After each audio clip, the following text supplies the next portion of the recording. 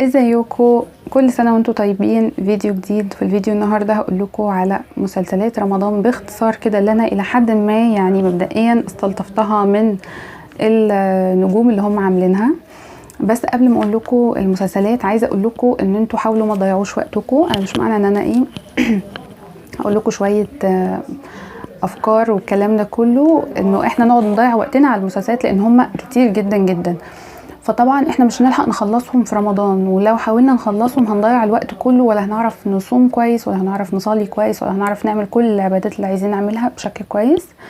فطبعا يعني كل واحد ليه كامل الحرية، بس يعني حبيت اقول لكم رأيي في الاول.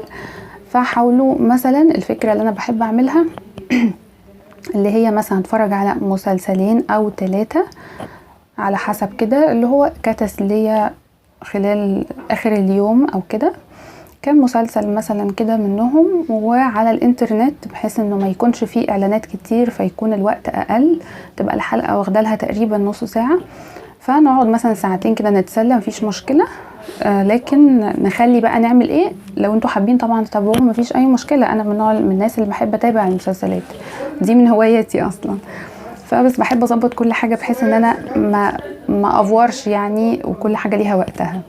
فنخلي بقية المسلسلات اللي بعد رمضان كده كده هيتعادوا، لو ما تعادوش موجودين على الانترنت على كل المواقع من غير اي اشتراك، يعني على نتفليكس وكده، لا موجودين على مواقع عادية خالص. لو عايزين تعرفوا يعني مش بتعرفوا تلاقوا المسلسلات اكتبوا لي في التعليقات هقول لكم بتلاقوها فين، هعمل لكم فيديو تاني.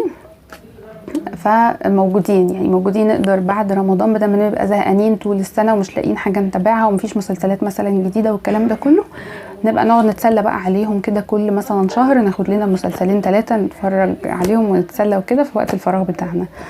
فيلا بينا نبتدي، معلش طولت. اول مسلسل بقى واول حاجة، وهو انا عايزاكم كمان كلكم تكتبوا لي تحت في التعليقات حبيتوا ايه من اللي انا هقوله، او تابعتوا ايه وايه اللي مستلطفينه وايه اللي لا والكلام ده كله. انا هقول لكم باختصار. بصوا، اول حاجه وهو مسلسل رمضان كريم الجزء الثاني. طبعا لو انتوا متابعين كان في جزء اولاني معمول من كذا سنه كده، ودلوقتي عملوا الجزء الثاني بس مش طالع فيه النجوم الاساسيين، يعني مش عارفه بقى ايه الدنيا دي وليه مش طالعين، يعني روبي وريهام عبد الغفور وكذا حد من النجوم الاساسيين مش طالع، فعاملين جزء تاني هشوفه وهنشوف كده ايه الدنيا، يمكن يطلع لطيف يعني. بصوا بقى المسلسل التاني، وهو يعني انا عامله لكم اختصار كده عشان ما تتوهوش، هتلاقوا كتير جدا جدا، وانا من الناس اللي بحب اتفرج على المسلسل بناء على النجوم اللي فيه، يعني ساعات في نجوم انا مش بستلطفه ما بحبش اتفرج على المسلسل حتى لو القصه عجباني، فقولوا لي في التعليقات انتوا زيي ولا لا. الف حمد لله على السلامه طبعا بتاع يسرا. انا بتحمس جدا جدا للمسلسلات اللي هي الكوميدي. اكتبوا لي برضو ايه نوع المسلسلات اللي انتوا بتحبوه، في ناس بتحب التراجيدي، في ناس بتحب الاكشن، في ناس بتحب الحاجات اللي هي الكوميدي. اكتبوا لي بقى الحاجات الاجتماعيه العائليه والحاجات دي، فانا اكتر بحب اروح للحاجات الكوميدي وانصحكم بكده، لان يعني الحكايه مش ناقصه، يعني الحكايه مش ناقصه كآبه عشان ان احنا نقعد نسمع حاجات كئيبه. فطبعا بتاع يسرا الف حمد لله على السلامه اسمه كده، ومعاها شيماء سيف، طبعا كلكم عارفين شيماء سيف، كوميديا رهيبه. فده من الحاجات اللي غالبا هشوفها، هو رمضان كريم الجزء الثاني، لو ما كانش في رمضان هيبقى هشوفهم بعد رمضان. حضرة العمدة ده اللي هو بتاع روبي، وطالع معاها سميحة ايوب، وطالع معاها بسمة الممثلة. طبعا انا كاتباهم لان هم كتير، تقريبا 30 مسلسل او اكتر. والمسلسل اللي بعد كده بتاع روبي تقريبا في اجواء الصعيدية شوية بيتهيألي على ما انا فاكرة يعني. كمان مذكرات زوج ده بتاع طارق لطفي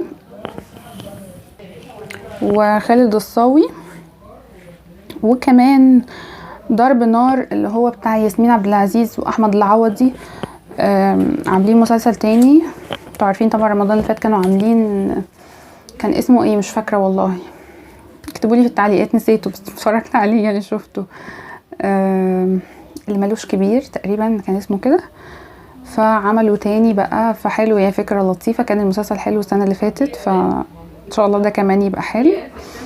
كمان اللي هو رشيد بتاع ريهام عبد الغفور، طالع معاها محمد ممدوح، عامله مسلسل برضو يعني واضح من البرومو بتاعه ان هو لطيف.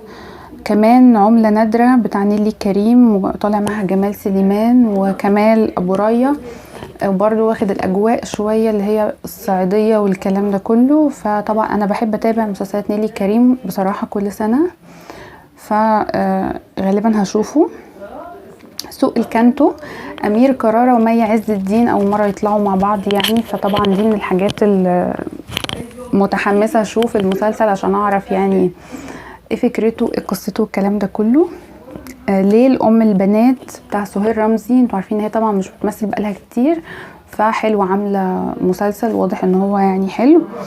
كمان علاقه مشروعه بتاع ياسر جلال ومعاه كمان مي عمر ومعاه داليا مصطفى، فبرضو ده احتمال اشوفه يعني، ده برضو احتمال اشوفه واحتمال اشوفهم كلهم يعني مبدئيا كده.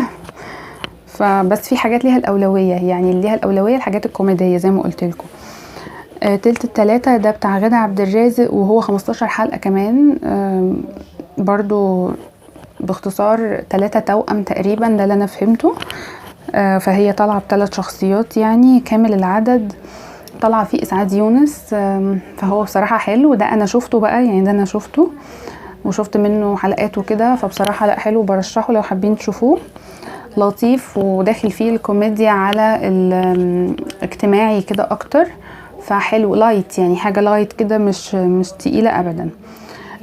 دينا الشربيني وكمان شريف سلامه، وفي بتاع امينه خليل اسمه الهرشه السبعه، مش عارفه ايه الاسم العجيب ده، مش فاهمه القصه عباره عن ايه، لسه ما اتفرجتش عليه. وكمان طالع معاها اسماء جلال ومحمد شاهين. كمان في اللي هو تحت الوصايه بتاع منى زكي، تقريبا سمعت ان هو 15 حلقه برضو. مسلسلات كتير معموله 15 حلقه رمضان ده، وده بالنسبه لي غريب، ما كانش الاول كده.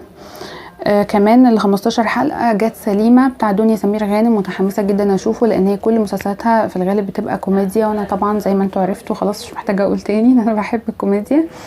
وهي بقالها برضو ما عملتش رمضان اللي فات تقريبا اللي قبله، فانا بحب اتابع كل مسلسلاتها بصراحه، فمستنيه اشوفه. بس هو هيتعرض 15 يوم التانيين من رمضان مش اول 15 يوم دول.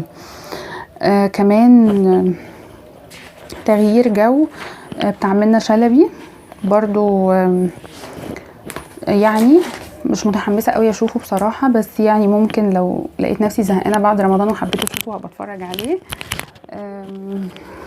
عودة البارون ده اللي هو بتاع حسين فهمي، اول مرة يطلع في حاجة البطولة بتاعته بطولة مطلقة يعني اللي انا فهمته، معاه ريهام سعيد ومعاه كمان خالد سليم ومعاه ميس حمدان. فمش عارفة يعني، مش متحمسة برضو قوي بسبب القصة يعني، مش بسبب الفنانين طبعا. كمان اللي بعد كده وهو بين السطور، طالع فيه صبا مبارك واحمد فهمي. اللي بعدهم جميلة بتاع ريهام حجاج.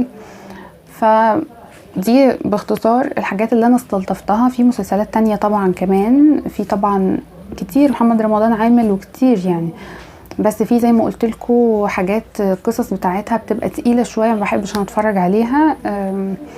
فعشان كده هم دول اللي انا حاساهم الى حد ما لطاف يعني، ان هم ايه من الحاجات اللي انا برشحها لكم، برشحها للناس كلها. احنا ما نقعدش نتابع حاجات تقيله كده ودراما قوي واكشن قوي وقصص قتل قوي ومشاكل قوي، يعني مش الطف حاجه. فدي كانت كل حاجه للفيديو. بحب قوي الفقره بتاعه المسلسلات دي بتاعه رمضان زي ما قلت لكم. بحبكم جدا وبشكركم جدا على المتابعه وعلى المشاهده. قولوا لي في تعليقات رايكم زي ما قلت لكم، اكتبوا لي حبيتوا تتفرجوا على ايه، حبيتوا ايه كمبدئيا كده من الحاجات اللي انا قلتها، وقولوا لي كمان حابين نتكلم عن ايه في الفيديوهات اللي جايه خلال شهر رمضان. وكمان لو حابين تابعوني على مواقع السوشيال ميديا هتلاقوني سايبه كل اللينكات تحت في الديسكربشن بوكس، وكمان ارشح لكم تروحوا تشوفوا البلاي ليست اللي هسيبها لكم دلوقتي على الشاشه وفي علامه الاي، وكمان هتلاقوها تحت، هتستفيدوا جدا جدا منها. واستنوني في الفيديو اللي جاي، وباي باي.